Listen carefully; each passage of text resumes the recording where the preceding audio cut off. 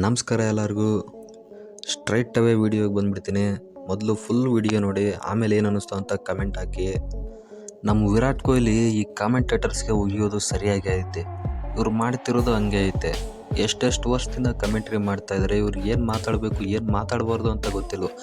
ಎಷ್ಟು ಬಯಸ್ಟಾಗಿ ಕಮೆಂಟ್ರಿ ಮಾಡ್ತಾಯಿದ್ದಾರೆ ಇವರು. ಅಂದರೆ ಇವರು ಕಾಮೆಂಟೇಟರ್ಸ್ ಅಂದರೆ ಅನ್ಬಯಸ್ಡ್ ಆಗಿರಬೇಕು. ಈ ಹಿಂದಿ ಕಾಮೆಂಟೇಟರ್ಸು ಇಂಗ್ಲೀಷ್ ಕಾಮೆಂಟೇಟರ್ಸು ನೋಡಿದ್ರೆ ಎಷ್ಟೋ ಬೆಟರ್ ಏನು ತುಂಬ ಒಳ್ಳೆಯ ಕಾಮೆಂಟೇಟರ್ಸ್ ಇರೋದು ನಮ್ಮ ಕನ್ನಡದಲ್ಲಿ. ಮೆಚ್ಕೋಬೇಕು ನಮ್ಮ ಕನ್ನಡ ಕಾಮೆಂಟೇಟರ್ಸ್ನ.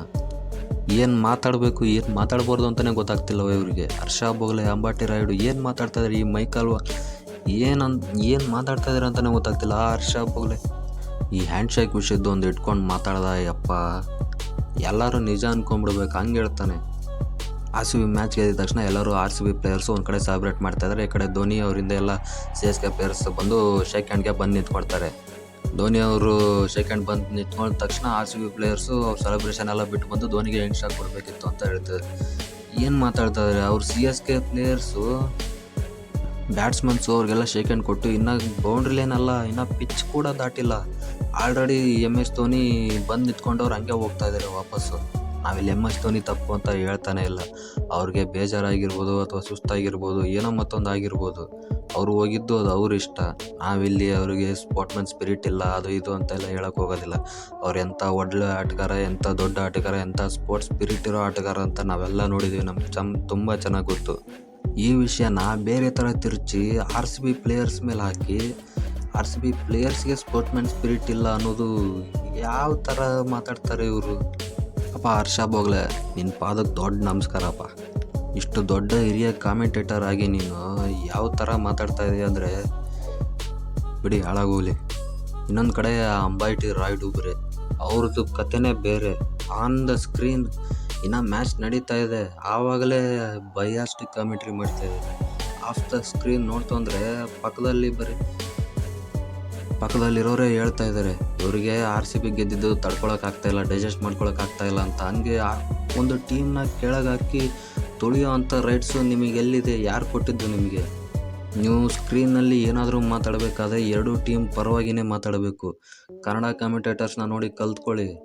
ಎರಡೂ ಟೀಮ್ ಪರವಾಗಿ ಎಷ್ಟು ಚೆನ್ನಾಗಿ ಮಾತಾಡ್ತಾರೆ ಅಂತ. ಅದೇನು ಮಾತುಗಳದು. IPL ಆಲ್ರೆಡಿ ಗೆದ್ದುಬಿಟ್ಟಿದ್ದಾರೆ RCB ಅವರು. ನಿನ್ನೆ ಅವ್ರಿಗೆ CSK ಒಂದು ಕಪ್ ಕೊಟ್ಬಿಡಿ, ಅದನ್ನೇ ಮೆರವಣಿಗೆ ಮಾಡ್ಕೊಂಡು ಹೊಟ್ಟೋಯ್ತಾರೆ ಅಂತ ಏನು ಮಾತಾಡ್ತಾ ಇದೆಯಾ ಗುರು ನೀನು CSK ಸಪೋರ್ಟರ್ ಆಗಿದ್ದರೆ ಅದು off the field off the screen ಆಗಿರಬೇಕಷ್ಟೇ. On the screen on the field, ನಿನ್ನ ಫೀಲ್ಡಲ್ಲಿ ಇರಬೇಕಾದ್ರೆ ನಿಂದು ಕೆಲಸ ಏನು? ಕಾಮೆಂಟರಿ ಮಾಡೋದು. ಅದನ್ನು ಎರಡೂ ಟೀಮ್ ಪರವಾಗೂ ಮಾಡಬೇಕು. ಒಂದು ಟೀಮ್ನ ಮೇಲಕ್ಕೆತ್ತಿ ಇನ್ನೊಂದು ಟೀಮ್ನ ಕೆಳಗೆ ಹಾಕ್ಕೊಂಡು ತುಳಿಯೋದು ನಿನ್ನ ಕೆಲಸ ಅಲ್ಲ. ಕಾಮೆಂಟೇಟರ್ಸ್ ಒಂದು ಕಡೆ ಆಯಿತು ಅಂದರೆ ಈ ಕಡೆ ಫ್ಯಾನ್ಸ್ ಬೇರೆಯೇ ಆಟ. RCB ಫ್ಯಾನ್ಸ್ CSK ಫ್ಯಾನ್ಸಿಗೆ ಉರ್ಸೋದು, CSK ಫ್ಯಾನ್ಸ್ RCB ಫ್ಯಾನ್ಸಿಗೆ ಉರ್ಸೋದು. ಅವರವರೇ ಧೋನಿ, ವಿರಾಟ್ ಕೊಹ್ಲಿ ಎಷ್ಟು ಒಳ್ಳೆ ಫ್ರೆಂಡ್ಸ್ ಅಂತ ಗೊತ್ತಿದ್ದು ಈ ಥರ ಯಾಕ್ರೋ ಮಾಡ್ತೀರಾ? ನಾನಿಲ್ಲಿ ಕರ್ನಾಟಕದಲ್ಲಿರೋ MST ಫ್ಯಾನ್ಸು CSK ಸಪೋರ್ಟ್ ಮಾಡೋರಿಗೆ ತಪ್ಪು ಅಂತ ಹೇಳಲ್ಲ. ಯಾಕಂದರೆ ತಮಿಳ್ನಾಡಲ್ಲೂ ವಿರಾಟ್ ಕೊಹ್ಲಿಗೆ ಫ್ಯಾನ್ಸ್ ಇದ್ದಾರೆ, ಅವರು ಕೂಡ RCBಗೆ ಸಪೋರ್ಟ್ ಮಾಡೋವಂಥವ್ರು ಇದ್ದಾರೆ. ಸೊ ಇದನ್ನೆಲ್ಲ ತಪ್ಪು ಅಂತ ಹೇಳೋಕ್ಕಾಗೋದಿಲ್ಲ. ಅವರು ಟೀಮ್ನಲ್ಲಿರೋವಂಥ ಆಟಗಾರರು ರಿಟೈರ್ಡ್ ಆದಮೇಲೆ ನೀವು ಯಾವ ಟೀಮ್ಗೆ ಸಪೋರ್ಟ್ ಮಾಡ್ತೀರ ಅನ್ನೋದ್ರ ಮೇಲೆ ತಪ್ಪ ಸರಿನಾ ಅನ್ನೋದು ಹೋಗುತ್ತೆ. ನೀವು ಸಪೋರ್ಟ್ ಮಾಡೋದಾದರೆ ನಿಮ್ಮ ಟೀಮ್ನ ಸಪೋರ್ಟ್ ಮಾಡ್ಕೊಳ್ಳಿ. ಆದರೆ ಇನ್ನೊಂದು ಟೀಮ್ನ ನೀವು ಹೇಟ್ ಮಾಡೋ ಅವಶ್ಯಕತೆ ಏನಿದೆ? ಯಾರಾದರೂ ಅಷ್ಟೇ, RCB ಫ್ಯಾನ್ ಆದರೂ ಅಷ್ಟೇ, CSK ಫ್ಯಾನ್ ಆದರೂ ಅಷ್ಟೇ.